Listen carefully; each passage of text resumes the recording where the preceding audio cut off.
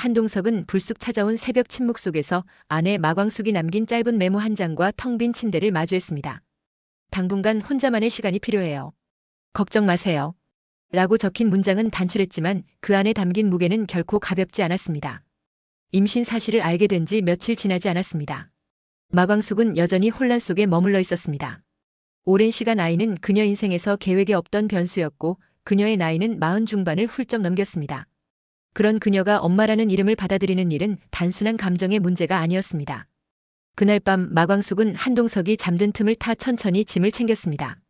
별다른 행선지는 없었지만 그녀의 마음이 향한 곳은 분명했습니다. 마광숙은 충북 보은에 있는 외할머니 댁으로 향했습니다. 어린 시절 마음이 복잡할 때마다 찾던 곳이었습니다.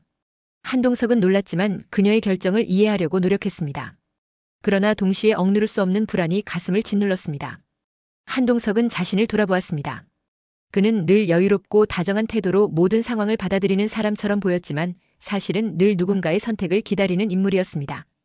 연애할 때도 결혼을 결심할 때도 아이를 갖고 싶다고 말할 때조차 그는 먼저 자신의 감정을 꺼내지 않았습니다. 타인의 결정을 존중하는 척하면서도 회피에 가까운 태도를 고수해왔습니다. 그런 그가 처음으로 적극적으로 바란 것이 아이였습니다. 그리고 그 말에 마광숙은 혼란스러워졌습니다. 그 사실이 그를 괴롭혔습니다. 며칠 후 마광숙은 외할머니 댁에서 조용한 시간을 보내고 있었습니다. 자연 속에서 머물며 스스로에게 나는 엄마가 될 수 있을까라는 질문을 반복했습니다. 아이를 품는다는 것은 단지 생물학적 변화를 넘어 인생의 무게를 함께 짊어지는 일이었습니다. 그녀는 그 무게를 온전히 감당할 자신이 없었습니다. 하지만 무거운 고민 속에서도 매일 아침 자신도 모르게 손을 배에 올리는 행동을 반복했습니다.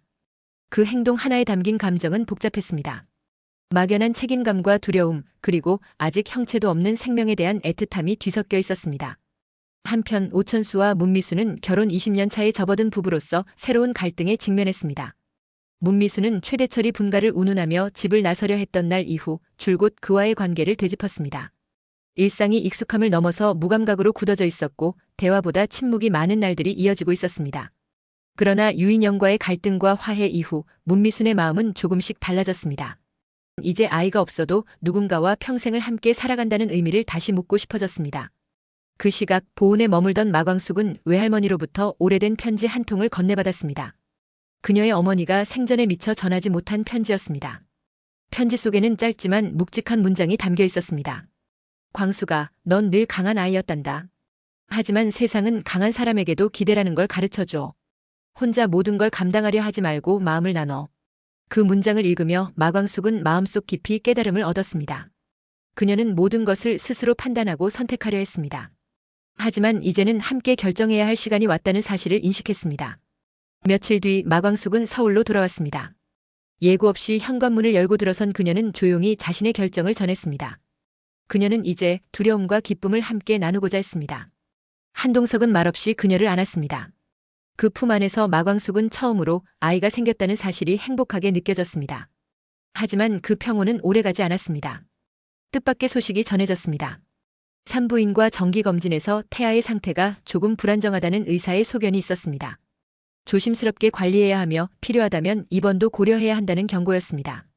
그날 밤 마광숙은 깊은 잠에 들지 못한 채 어둠 속 거실에서 창밖을 바라보았습니다.